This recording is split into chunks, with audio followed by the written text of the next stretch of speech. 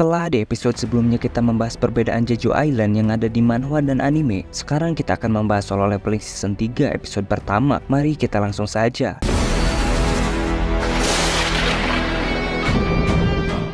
Setelah Sung Jin-woo memasuki gate yang menyebabkan kemacetan, adegan berpindah ke suatu tempat di Amerika. Di sana, sebuah gate besar tiba-tiba terbuka. Seorang hunter yang berada di gate tersebut terlihat panik dan bingung. Tak lama kemudian, sosok yang menyerangnya memperlihatkan diri dengan rambut panjang berwarna putih. Dia adalah Force Monarch yang sedang mencari pecahan cahaya. Beberapa saat kemudian, gate berwarna ungu terbuka di belakang mereka. Dari dalamnya muncullah monark lain yang bernama Yogumun. Force Monarch bertanya kepadanya, "Apa yang kau lakukan di sini?" Yogumun menjawab bahwa ia datang untuk memberitahu Force Monarch bahwa para ruler akan melepaskan Logia di wilayah kecil di timur Korea. Yogumun menyatakan bahwa ia akan mengambil alih wilayah tersebut. Force Monarch mengingatkannya bahwa tempat itu adalah wilayah di mana Shadow Monarch berada. Namun Yogumun tidak peduli dan bersikeras untuk menguasainya. Ia juga menyebutkan bahwa di wilayah itu ada Brilliant of the Light, yaitu seseorang yang dipilih untuk membawa kekuatan ruler. Namun sebelum pembicaraan mereka berlanjut, tiba-tiba Sung Il-won muncul untuk mencegah para monark menjalankan rencana mereka. Force Monarch sedikit penasaran dengan kemunculan tiba-tiba Sung Il-won. Padahal dia telah diingatkan oleh Yogumun untuk tidak membuang-buang waktu. Tapi di dalam hatinya, ia bertanya-tanya, mungkinkah pria itu memiliki fragmen Brilliant of the Light? Keberaniannya untuk muncul di hadapan dua monark sekaligus bukanlah hal yang biasa. Ternyata Sung Il-won telah mendengar seluruh percakapan mereka. Kemarahannya memuncak saat mengetahui bahwa para monark berencana menuju Korea, tempat di mana putranya, Sung Jin-woo, berada. Tanpa banyak bicara, Sung Il-won langsung menyerangnya. Ia tak ingin memberi kesempatan sedikit pun kepada para monark untuk melarikan diri melalui gate. Serangannya cepat dan penuh kekuatan, namun Force Monarch berhasil menangkisnya. Dengan kemampuan es miliknya, benturan dua kekuatan dahsyat itu menciptakan ledakan energi yang menghancurkan area di sekitarnya. Lalu kita diperlihatkan ke dalam gate merah yang dimasuki oleh Sung Jin-woo. Di sana, bos dari gate tersebut muncul dan menyambut kehadiran Sung Jin-woo. Ia sedikit terkesan, memuji Sung Jin-woo karena telah berhasil mencapai tahap ini dengan kekuatannya sendiri. Bukan hanya itu, ia juga memuji Sung Jin-woo karena mampu memahami bahasa mereka. Dengan semangat, bos monster itu memanggil pasukannya, namun ia terkejut karena tak ada satupun pasukan yang datang. Rupanya seluruh pasukan itu telah lebih dulu dikalahkan oleh Shadow Army milik Sung Jin-woo. Jin-woo kemudian memanggil para prajuritnya. Melihat pasukannya telah lenyap, sang bos menjadi marah dan mengerahkan sisa tentaranya untuk menyerang. Namun, lagi-lagi pasukan itu dengan mudah dikalahkan oleh Shadow Army milik Sung Jin-woo. Amarah sang bos semakin memuncak. Ia sendiri turun tangan dan melancarkan serangan langsung ke arah Sung Jin-woo. Tapi serangannya berhasil digagalkan oleh Beru dan Igris. Lalu, Tus menggunakan kemampuan gravitasinya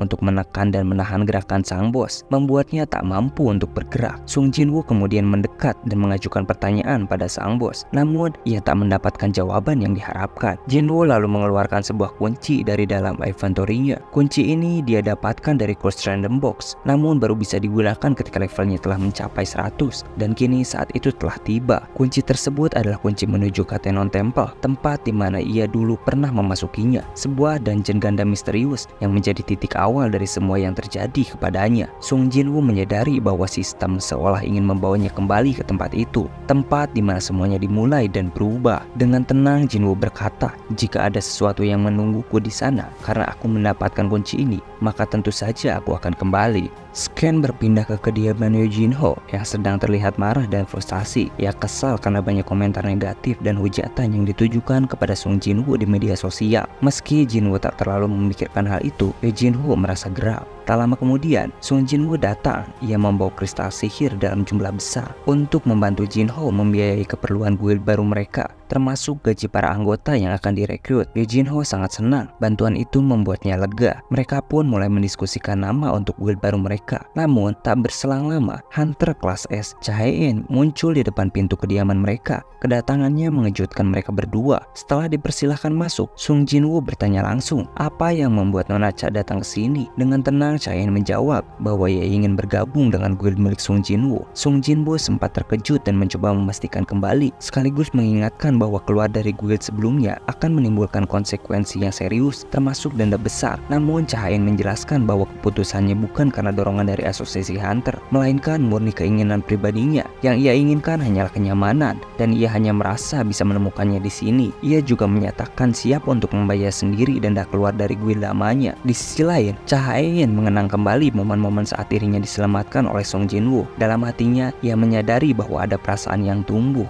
perasaan yang membuatnya malu karena tak bisa diungkapkan secara langsung. Song Jinwoo yang juga merasa simpati atas pengalaman pahit Cha Ha-in sebelumnya, akhirnya meminta Cha Ha-in satu syarat. Song Jinwoo berkata, untuk bergabung dengan guild ini, ada satu tes yang harus kamu lalui, yaitu melawan salah satu prajurit bayanganku. Tanpa berpikir panjang, Cha Ha-in langsung menyetujui syarat tersebut. Cha Ha-in kemudian bertanya, kapan dan di mana tes itu dilakukan? Song Jinwoo menjawab dengan tenang, sekarang, dan lokasinya di tempat pelatihan milik Asosiasi Hunter. Tanpa ragu, Cha Ha-in langsung bersiap untuk pergi ke sana. Namun, ketika ia hendak membuka pintu dan keluar dari ruangan, Song Jinwoo menghentikannya. Jinwoo berkata, untuk pergi ke sana, kau tak perlu keluar dari ruangan ini. Ada cara yang lebih cepat, cukup mendekat kepadaku. Cha Ha-in sedikit terkejut, tapi tetap mendekat. Wajahnya tampak memerah saat Jinwoo merangkulnya. Dalam sekejap, mereka berdua menghilang dari ruangan menggunakan kemampuan Shadow Exchange milik Song Jinwoo. Sementara itu, Yo Jinho yang sedang menyiapkan makanan untuk menyambut Cha Ha-in kembali ke ruangan tamu. Tapi alangkah terkejutnya dia ketika melihat yang tersisa hanyalah Shadow Orch yang berdiri sendirian di sana. Setibanya di tempat pelatihan milik Asosiasi Hunter, Song Jinwoo mempersilahkan Cha Ha-in untuk memilih senjata apapun yang tersedia di sana. Karena Cha Ha-in tidak membawa pedang miliknya, ia memilih salah satu pedang dan berkata, aku sudah siap. Song Jinwoo mulai berpikir dalam hatinya, kalau aku memanggil Shadow biasa, dia akan terlalu cepat kalah. Ia sadar bahwa lawan sekelas Cha Ha-in tidak bisa dihadapi dengan sembarangan Shadow. Ini bukan hanya tes biasa, tapi juga bentuk penghargaan atas kekuatan dan tekadnya. Song Jinwoo akhirnya memutuskan untuk mengeluarkan Aegis, salah satu ahli pedang terbaik dalam jajaran pasukan Shadow Army-nya. Cha Ha-in lalu bertanya, apa peraturan dari tes ini? Song Jinwoo menjawab, kau hanya perlu menghancurkan Shadow yang aku keluarkan. Sesaat ia sempat berpikir untuk mengeluarkan Beru, namun mengurungkan niat itu. Ia tahu Beru mungkin akan membangkitkan trauma lama Cha Ha-in dari pertempuran di Pulau Jeju. Cha Ha-in kemudian bersiap. Song Jinwoo memperhatikan aura kuat yang mulai memancar dari tubuhnya dan berkata di dalam hatinya, lumayan juga. Sebelum memulai, Jinwoo meminta Cha Ha-in untuk membalikan badannya sejenak. Ia lalu mengeluarkan Demon Longsword, memberikannya kepada Aegis untuk menambah daya tempurnya. Setelah Aegis menerima pedang itu, pertarungan pun resmi dimulai.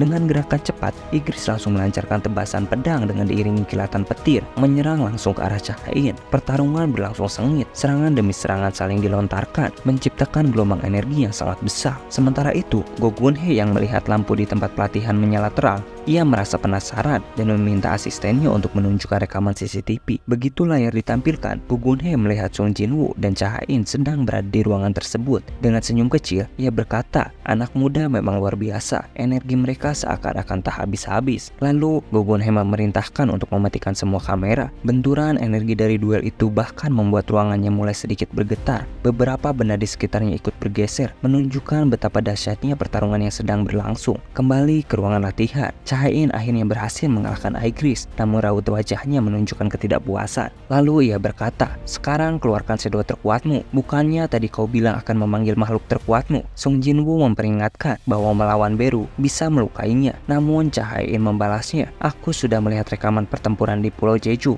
Aku tahu resikonya, tapi aku juga siap untuk terluka jika itu berarti aku bisa menang. Setelah meyakinkan sekali lagi dan mendengar jawaban pasti dari Cha Ha-in, Song Jinwoo akhirnya menyetujuinya. Dengan suara tenang, Jinwoo memanggil Beru dan bertanya, apakah kau akan baik-baik saja?